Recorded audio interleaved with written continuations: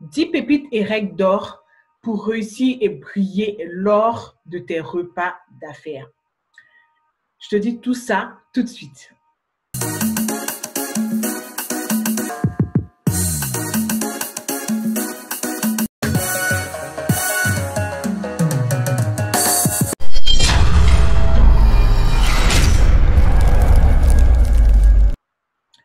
Bonjour, j'espère que tu vas bien et que tout te réussit en ce moment.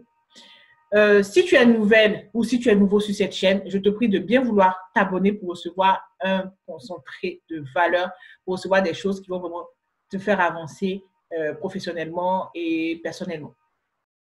Mais madame, tu ne fais que nous fatiguer. Faut parler maintenant, on a trop attendu. Tu fais que te présenter, ça ne finit pas. Nous, on est déjà abonnés, c'est les autres. Abonnez-vous, pardonnez, abonnez-vous, elle va nous laisser tranquille.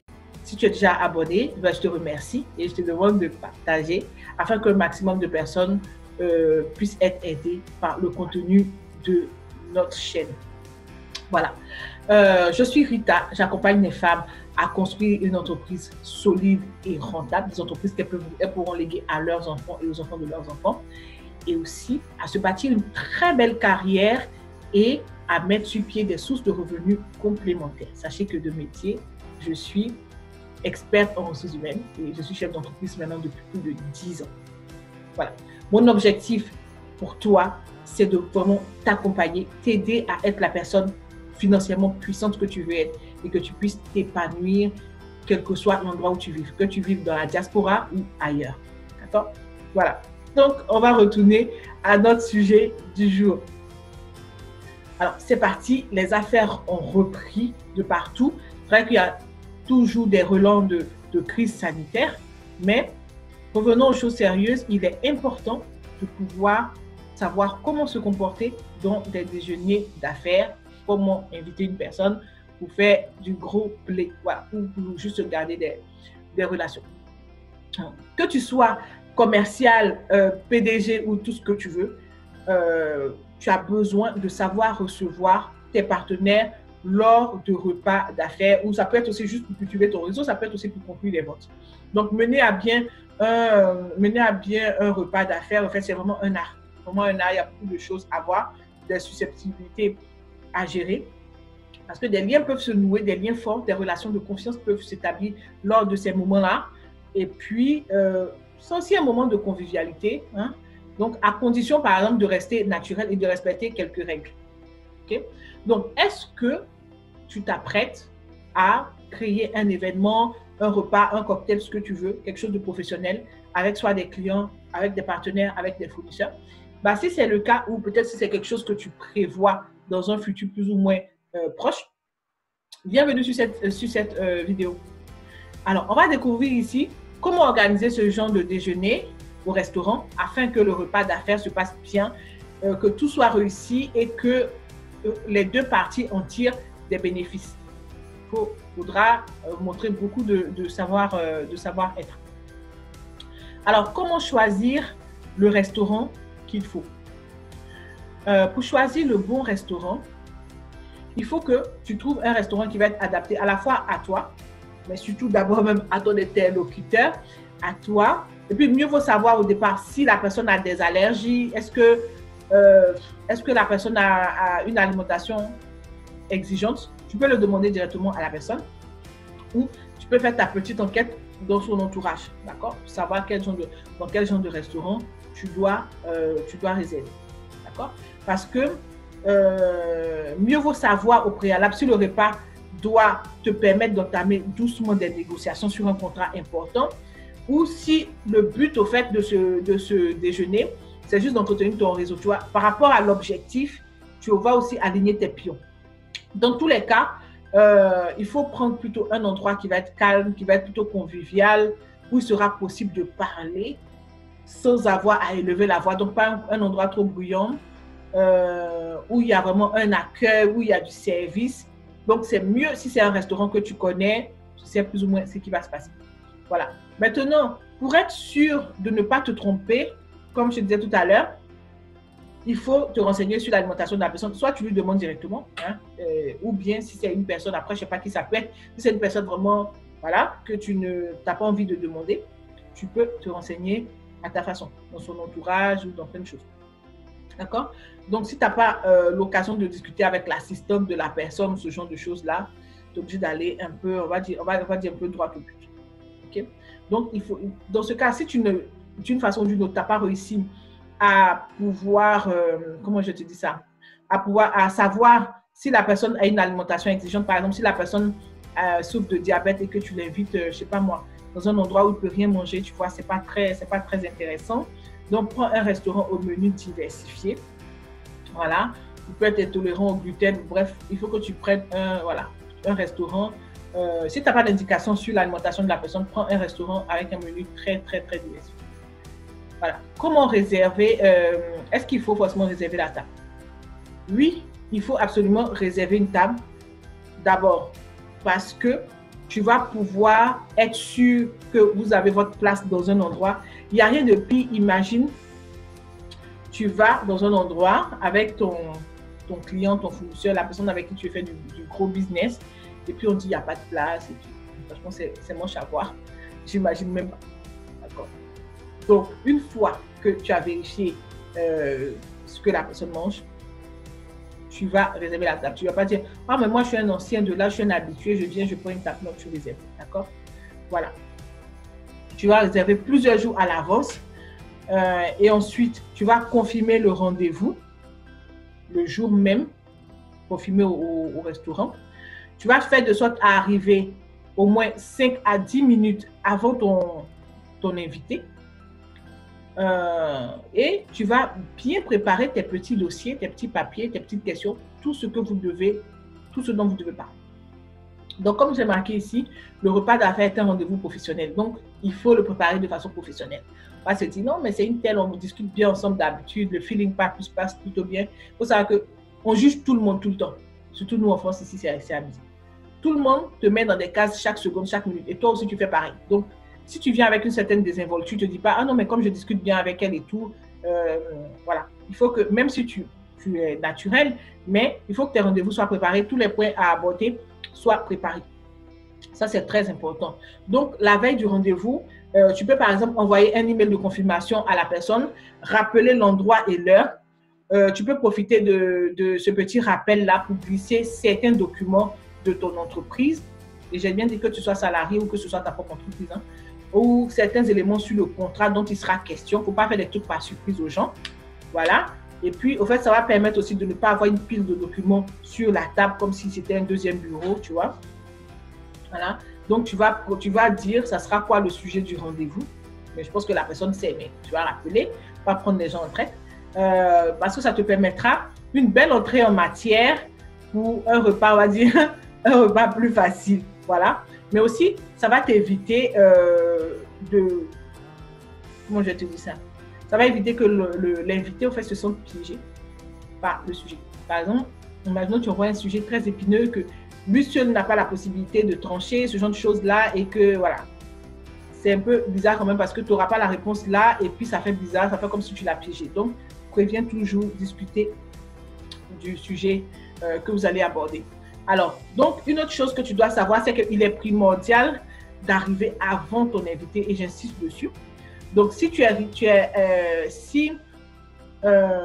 l'invité, et si tu as un invité et que tu n'arrives pas 10 minutes en avance, par exemple, voire plus, pour pouvoir l'accueillir, le mettre à l'aise, tu vois, bon, ça fait, la personne va devoir le faire toute seule. C'est pas très intéressant. Voilà. Maintenant, c'est à toi de prendre les choses en main, donc de venir accueillir la personne, de prendre les choses en main, d'installer la personne. Et puis, ça va être très intéressant. La personne va sentir une certaine chaleur et ça va être top. D'accord? Maintenant, avant de t'asseoir, il faut que tu présentes la personne, les personnes qui ne se connaissent pas. Peut-être que vous n'êtes pas que deux. S'il y a d'autres personnes, présente les personnes qui ne se connaissent pas avant de s'asseoir. Les poignées de main, en ce moment, je ne sais pas si les poignées de main, je pense que c'est plutôt à proscrire. De présenter les personnes au moins. Voilà. Et puis, il faut veiller à présenter les individus. Il faut veiller à présenter l'individu avec courtoisie, tu vois. Il faut détailler les fonctions de chacun, tout ça, histoire de mettre chacun à l'aise. Voilà. Donc, tu vas commencer à présenter les personnes les moins importantes. Bon, je suis désolée, je vais mettre des guillemets. Donc, les personnes les moins importantes aux plus importantes. D'accord? Donc, les plus haut placés dans la hiérarchie. C'est comme ça. Ne me demande pas pourquoi c'est comme ça. Et je pense aussi que c'est pour ménager la susceptibilité des personnes les moins importantes. Parce que imagine, tu sais que par exemple, tu es l'assistante d'un tel ou d'une telle. Déjà, tu viens, bon, voilà. Après, c'est ton nom, on dit en dernier. Bon, je pense que c'est plus ça. Et c'est la bienséance. Voilà. Donc, n'oubliez pas qu'on présente toujours ses collaborateurs à ses clients et non l'inverse. C'est-à-dire que tu vas dire, par exemple, je vous présente une telle, c'est mon assistante, elle m'aide beaucoup dans telle et telle tâche. Tu ne vas pas dire à ton client, monsieur un tel, non, tu ne vas pas dire à ton assistante, Nathalie, je te présente notre client, il est... Vous avez déjà ri que j'en parle. Il est ceci, il est cela, tu vois. Bon, ça fait pas, c'est pas intéressant. Voilà. Être prévenant et galant. Maintenant, si vous êtes toutes des femmes, je ne sais pas si prévenant et galant, bon, c'est des adjectifs qu'on accorde souvent aux femmes. Mais en tout cas, tu peux faire preuve de savoir-vivre, ok? Donc, il faut toujours penser à laisser une place plus confortable aux autres femmes, si tu es avec des femmes. En tout cas, si tu es un homme, pense à laisser la place la plus confortable aux femmes. Maintenant, si vous êtes toutes des femmes, laisse la place la plus confortable à ton invité, ok? Voilà. Donc, par exemple, tu vas laisser la banquette à ton invité et toi, tu vas prendre la chaise, par exemple. Je sais que tu as envie de déposer ton sac, tout ça, mais bon, voilà. Donc, ou bien aussi, tu vas lui donner la place la plus dégagée qui permet de voir, d'avoir une vue dégagée sur la salle ou à l'extérieur. Okay? Donc, pour éviter toute confusion, je te recommande de prendre le soin de désigner à chaque convive sa place. Si vous êtes à plusieurs autour de la table, et puis tu essaies d'alterner hommes et femmes, hommes et femmes, hommes et femmes, si vous êtes plusieurs. D'accord? Voilà. Donc, en réservant en fait la place, tu te réserves la place pour ton interlocuteur principal. C'est-à-dire que dans tout ce lot-là, la personne à qui tu es venu vraiment parler, puisque peut-être chacun est venu avec son équipe ou avec son partenaire ou avec... Voilà. Bref, tu vois ce que je veux dire. La personne la plus importante à côté de toi, pour le reste, tu alternes homme-femme, homme-femme. Si c'est que des femmes, bah voilà. Si c'est que des hommes, bah voilà. En tout cas, tu ne prends pas la place la plus confortable. Voilà. Donc, n'oublie pas d'éteindre complètement ton téléphone ou de le mettre sur silence au moins, pour ne pas être distrait par les sonneries, des choses comme ça. Voilà, ça demande concentration totale. Voilà. Donc, il ne s'agit pas de sortir tout ton bloc, tu vois, tous tes documents là, et de les placer sur la table. C'est pour ça que je t'ai dit dans le mail, tu peux rappeler certains documents et puis leur dire de jeter un coup d'œil avant le rendez-vous. C'est vraiment plus intéressant. Comme ça, tout le monde est au courant de tout, le contenu du truc. Le contenu du dossier, si dossier il y a, ou en tout cas le contenu du sujet. D'accord? Voilà. Donc, tu peux prendre quelques notes, pendant le repas. Ça se fait. Voilà. C'est pas maintenant que tu as commencé à écrire toute ta vie, mais ça se fait. C'est moins pire que d'oublier de répondre. Puisque si tu ne prends pas note, tu vas te dire que tu comptes sur ta tête. Après, tu vas oublier de répondre à la personne qui attend ta réponse et qui va se dire il ou elle n'est vraiment trop pas professionnel. Voilà. Et comment est-ce que tu dois faire à table, par exemple? Je vais te dire ce que je t'ai recensé. Pas de lunettes, pas de sac, pas de clé sur la table et pas de téléphone non plus sur la table. Éteins ton téléphone ou mets-le sur silence. Tant que le serveur n'a pas pris ta commande, parle de tout et de rien, mais n'attaque pas de sujet sensible, n'attaque pas le cœur du sujet tant qu'on n'a pas encore pris vos commandes. D'accord? Voilà. Et prends le temps de laisser ton invité se détendre et étudier la carte.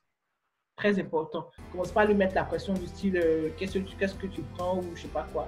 Laisse la personne choisir tranquillement, sauf si elle te demande ton avis ou voilà, elle te demande ce que tu veux. Voilà. Rien n'est plus agaçant, comme on dit, qu'un homme ou une femme qui reste des heures à lire sa carte sans pouvoir se décider. Et le pire, c'est que c'est toi qui as convié cette réunion au restaurant. Donc, ça veut dire que normalement, tu connais le menu, donc tu aurais pu choisir. Si c'est que tu es du genre très indécis, de toute façon, tu n'es pas là pour te rassasier. Tu es là pour faire un bon déjeuner d'affaires. Voilà. Donc, si tu as un invité de ce style-là, un invité qui aime prendre le temps, qui prend 10 000 ans pour choisir un repas, Tu peux l'aider dans ses choix, tu peux lui proposer le menu du jour, des choses comme ça. Comme ça fait avancer le schmilblick, tu vois. Voilà. Et puis, quels que soient les goûts de ton invité, ne va pas t'amuser à faire des commentaires. Le choix du vin, par contre, est laissé à celui qui invite. Donc, c'est toi qui connais tes moyens. Tu peux choisir le vin, si tu connais bien. Voilà. Donc, si la discussion doit être sérieuse, il faut plutôt éviter les apéritifs alcoolisés, tu vois. Il faut boire très peu. Il faut privilégier des jus de fruits, de l'eau minérale. Sauf si, par exemple, c'est pour entretenir ton réseau et surtout si vous avez déjà eu l'habitude de vous rencontrer. Voilà. Ton invité, par contre, lui, il va prendre ce qu'il veut, bien entendu. Mais toi, donc, tu as besoin d'avoir toute ta tête. Maintenant, quand est-ce que tu dois parler du vrai sujet, ce que tu es venu faire? Quand est-ce que tu dois? Alors, l'idéal, c'est de laisser ton invité en parler en premier de la question professionnelle qui vous rassemble. Mais c'est vrai qu'il y a des personnes qui ne savent pas trop introduire les sujets, hein, qui sont capables de t'attendre. Donc, bon, à toi aussi de savoir faire. Donc, si l'invité n'envoie pas le sujet, il faut attendre le dessert pour aborder le sujet. C'est-à-dire que vous finissez le repas avant d'aborder le vrai sujet au dessert. Voilà. Il ne faut pas perdre de vue le fait qu'il reste peu de temps avant de se quitter. Okay? Maintenant, si c'est vraiment un sujet qui est lourd et long, tu peux le faire pendant le repas. Mais idéalement, c'est mieux de laisser la personne introduire le sujet, l'invité introduire le sujet. Et voilà, si la personne ne le fait pas, soit tu l'introduis pendant le repas là, ou bien pendant le dessert. Ok. Donc, commence pas à donner trop d'anecdotes, trop de plats quand même. Il faut être concentré. Par contre, il faut y aller franchement quand il s'agit du sujet. Il ne faut pas oublier de prendre les notes et puis voilà, surtout marquer les aspects les plus importants parce que ce n'est pas une dictée non plus. Seulement, garde ce qui est plus important. Il faut toujours engager la conversation avec tact et délicatesse. J'ai dit quoi? J'ai dit délicatesse. Il y a des personnes qui n'ont aucune délicatesse, je te promets. Il y a des personnes, toi-même tu les coaches, mais toutes leurs paroles sont blessantes. Je ne sais pas comment elles font. Il faut vous revoir. Est-ce qu'on ne vous a pas passé au village? Non, je blague. Mais il y a des personnes comme ça, tout ce qu'elles sortent de leur bouche, tu as l'impression que c'est horrible. Tu as besoin même de réfléchir d'abord pour savoir, attends, la personne vient de mal me parler ou c'est normal, tu vois? Si tu es de ce genre de personne-là, essaie de travailler sur ta communication pour vraiment transmettre ce que tu veux dire et non pas des paroles qui vont dans n'importe quel sens. Peut-être qu'on ne te l'a pas encore dit ou peut-être qu'on t'a déjà remonté plusieurs fois l'information. Travaille dessus. Ok. Donc, toujours avec délicatesse, quel que soit ce que tu as à dire, il faut regarder les personnes dans les yeux. Là, j'ai deux caméras devant moi. Donc, je regarde dans les yeux pour les deux. Voilà. Regardez les personnes dans les yeux, ça fait plus sérieux, ça fait plus pro. Ok? Donc, il est préférable d'attendre le moment du café, ou en tout cas quand la table est moins encombrée, pour se mettre on va dire, à l'aise, quoi. D'accord? Voilà. Parce que le repas d'affaires, c'est un moment idéal pour proposer un projet ou une collaboration, ou nouer des liens. Peut-être même que ça sera même sur un business autre que ce qui vous a réuni là. Peut-être qu'en discutant, tu vas voir qu'au fait, avec telle personne, je ne peux pas seulement faire ceci et cela, mais je pourrais aussi faire ça et ça. Par exemple, imaginons, toi, tu as remarqué les sites de freelance là, tu vois. Donc, tu veux proposer tes services pour un service bien précis, mais qui demande que tu maîtrises la vidéo. Tu n'as aucune intention de maîtriser la vidéo, tu n'as pas envie d'apprendre, de toute façon, tu n'as pas le temps. Et tu veux, par exemple, faire affaire avec une personne là qui va faire certaines choses pour toi et que tu vas compléter. En gros, votre travail sera complémentaire. Et du coup, tu veux inviter la personne pour en discuter clairement, tout et tout. Voilà. Là aussi, c'est une bonne occasion pour mettre, surtout si vous êtes dans la même ville, pour vous rencontrer, si vous ne vous êtes pas vu, parce que de nos jours, il y a beaucoup de connaissances qu'on a comme ça sur Internet, mais on ne les a jamais vues. Donc, il serait très intéressant que tu puisses voir la personne voilà, la personne, quoi, pour pouvoir nouer des relations encore plus fortes. D'accord? Ok. Maintenant, il ne faut pas absolument vouloir conclure l'affaire là lors du repas. La personne va se sentir prise au piège parce que si ça peut être un sujet que chacun a besoin de réfléchir avant de donner la réponse, ou la personne a besoin de réfléchir encore, ne commence pas à mettre la pression. D'accord? Donc, d'habitude, au fait, on ne trinque pas lors de repas d'affaires. Donc, les chin-chin là, même, tu peux te contenter, par exemple, de lever ton verre légèrement et puis regarder tes invités, les saluer, bon, voilà, délirer un tout petit peu, quoi. Mais on ne trinque pas vraiment lors du repas d'affaires. Une chose que tu dois absolument être, c'est chef d'orchestre. C'est toi qui organises ce truc. Donc, tu as besoin de bien faire les choses, ok? Il faut que tu sois au petit soin pour tout le monde, que tu assures. Une fois que tout le monde est servi, par contre, c'est à toi de commencer ton assiette. Normalement, il y a des petits mouvements. C'est à toi de commencer ton assiette. C'est toi qui donne le go, d'accord? Donc, il est mal vu de lancer, genre, bon appétit, tu vois, avec tellement d'entrain, c'est un peu mal vu parce qu'en même temps, tu n'es pas là pour te goiffrer, quoi. Voilà. Maintenant, qu'est-ce qui se passe quand il s'agit de payer les repas? Il faut savoir qu'une fois que le repas est terminé, tu n'as pas besoin de rester des heures à vérifier la note. Si on te donne la note, tu ne restes pas là à compter, recompter, voir qui avait pris quel menu, pourquoi est-ce que c'est telle somme, ça ne peut pas bien aussi. Paye très discrètement et très vite et voilà, et c'est mieux pour tout le monde. Donc, pour payer la note, ce qui est idéal, c'est de quitter la table au moment où les gens sont encore en train de prendre leur petit café et puis d'aller rapidement payer l'addition.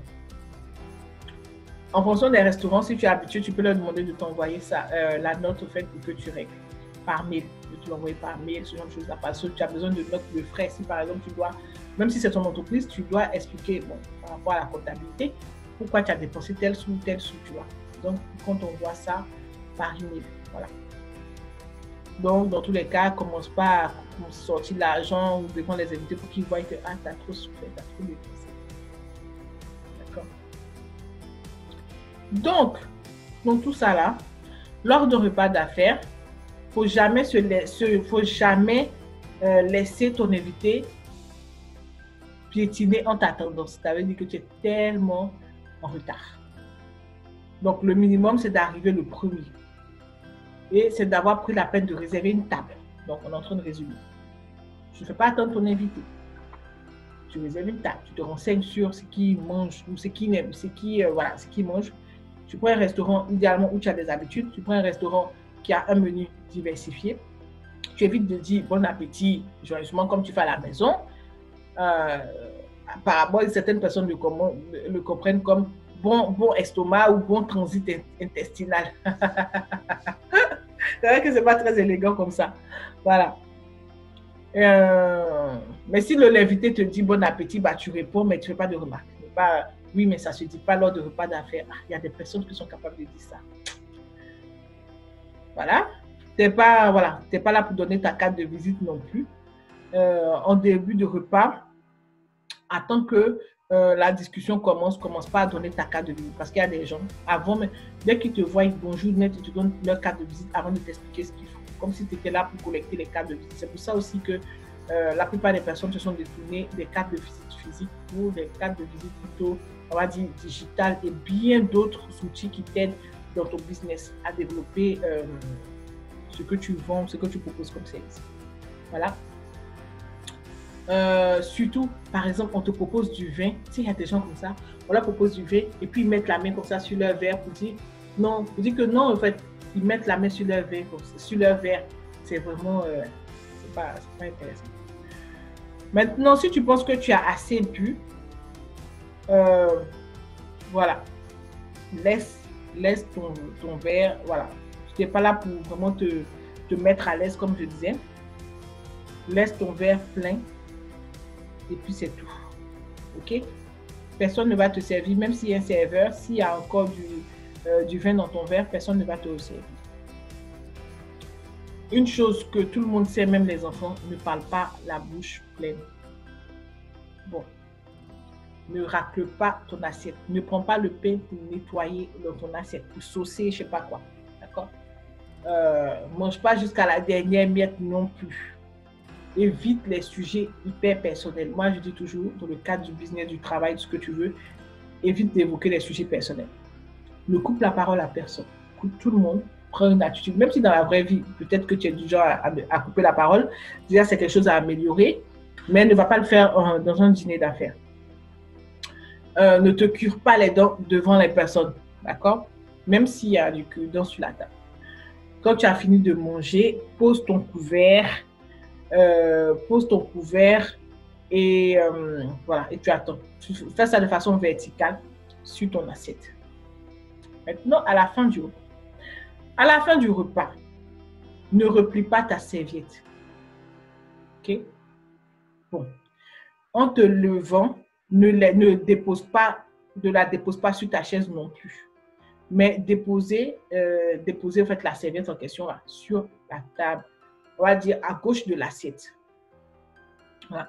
Donc, pour réussir un repas d'affaires, il faut convenir d'une action qui va permettre de continuer à dialoguer parce que ça ne s'arrête pas là, tu vois. C'est des relations qu'on est venu nouer, donc ça ne s'arrête pas là. Donc, une documentation, une confirmation, convenir d'une autre date pour une autre rencontre, un appel téléphonique. Il faut qu'il y ait, comment je vais dire, un appel à l'action. Il faut qu'il y ait une suite à cela. Peut-être l'un d'entre vous sera en attente d'une réponse ou ce genre de choses-là. Qui va répondre quoi, quand, d'accord?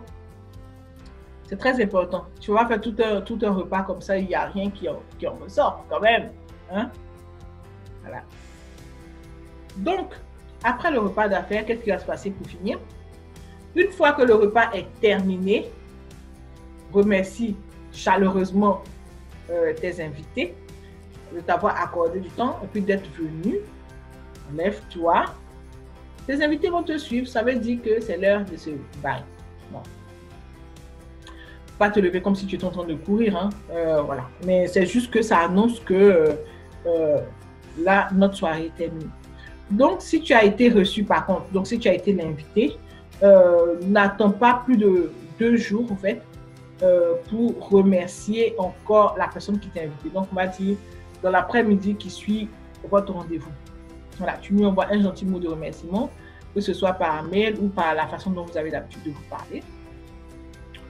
Voilà, et puisqu'il s'agit d'un dîner professionnel, d'un cocktail, ce que tu veux, tu peux profiter de cette occasion pour rappeler brièvement les points importants, tu vois, les éventuels engagements, les futures idées, les collaborations qui vont peut-être se faire, proposer les engagements qui ont été pris lors du repas et tout ça, tout ça. Voilà. Après le repas, c'est un peu comme si tu n'annonces pas que, bon, faisons la synthèse, tu vois, mais tu dis, ok, c'est très bien, merci d'être venu. Donc, au final, tel jour, on fait ça. Je vous recontacte tel jour pour avoir la confirmation de ceci ou de cela. Bref, voilà. Tu fais un petit résumé, parce qu'il y a des gens qui sont un peu tête en l'air. Donc, voilà, c'était moi. Bah, je te remercie d'avoir suivi cette petite vidéo pépite. Et puis, à très bientôt. N'hésite pas à télécharger en barre d'informations le petit livret que je t'ai fait. C'est celui très facilement. C'est un e-book de 101 conseils que j'ai écrit et pour t'aider à créer ton entreprise et surtout à avoir 10 fois plus de chances de réussite dans ce que tu entreprends. D'accord? Donc, n'hésite pas à le télécharger. Là, je te remercie pour ta présence et abonne-toi, clique, partage et voilà. Je te remercie et puis à très bientôt. Ciao, ciao.